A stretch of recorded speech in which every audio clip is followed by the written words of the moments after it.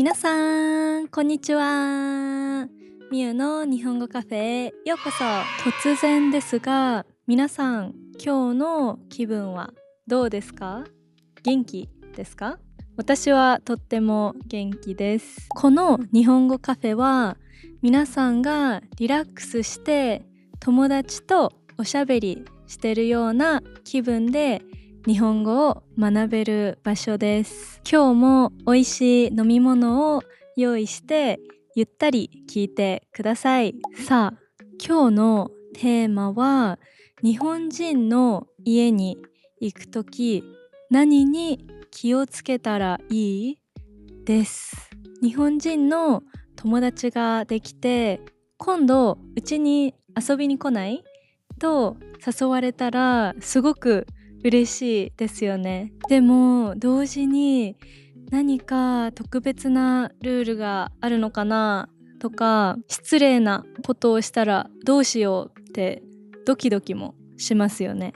今日は日本人の家に行くときに知っておくと安心なポイント3つに絞ってお話ししていきます。なのでこれさえ覚えておけば大丈夫ですよ。それでは今日もコーヒーを片手にたくさんお話ししていきましょう。乾杯。まず一つ目は玄関でのマナーです。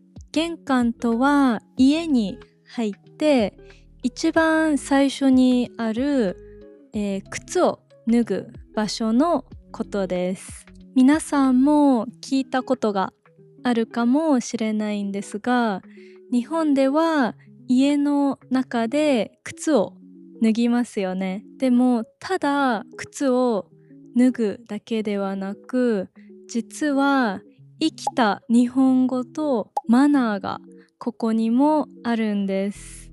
まず家に入る時に必ず言う言葉があります。それがお邪魔しますです。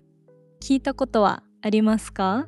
このお邪魔しますはあなたの家に入らせてもらいますねという意味で、丁寧でありがとうの気持ちがこもった挨拶です。なので皆さんも日本人の家に遊びに行くときはドアを開けたら笑顔でお邪魔しますと言ってみましょう。そして玄関で靴の脱ぎ方にもコツがあります。脱いだ靴はそのままにしないで、つま先をドアの方に向けてきれいに揃えると一番いいです。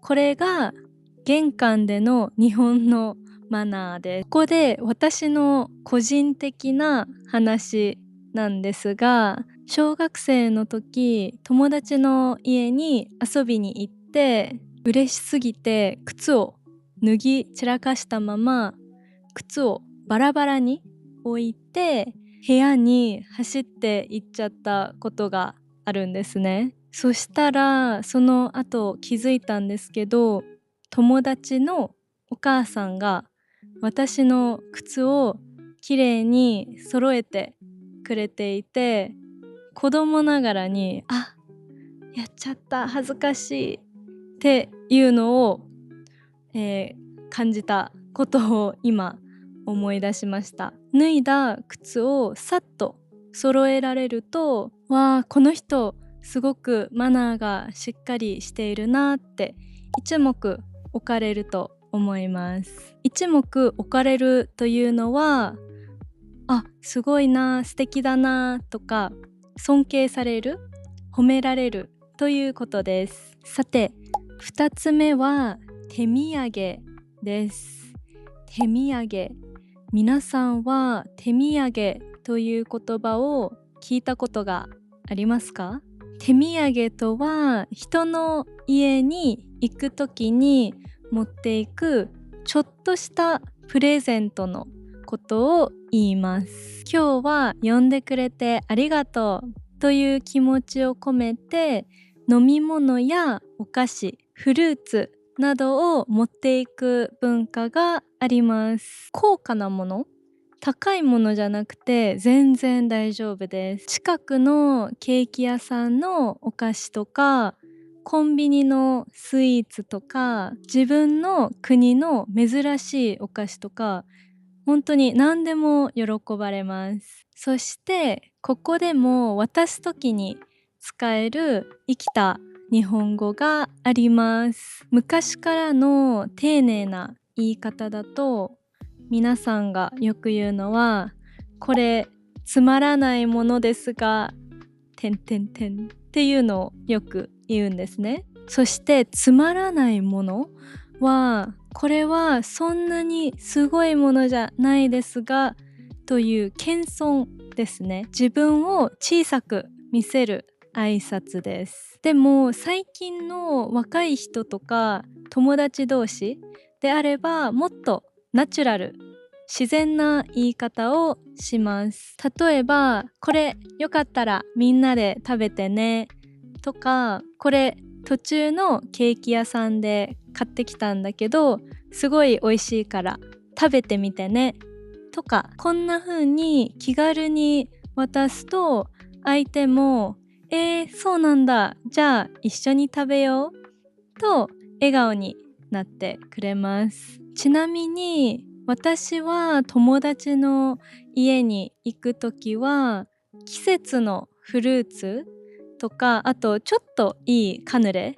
を買っていくことが多いです。私すごいカヌレが好きなんですけど、結構友達も美味しいって食べてくれるので、毎回ウィンウィンだなって思いながら渡しています。最後3つ目は、部屋での過ごし方と帰り際のマナーです。帰り際というのは帰る直前のことですね。さて、ここで皆さんはお話ししたように靴を脱いでお邪魔しますと言って手土産を渡して部屋に入ります。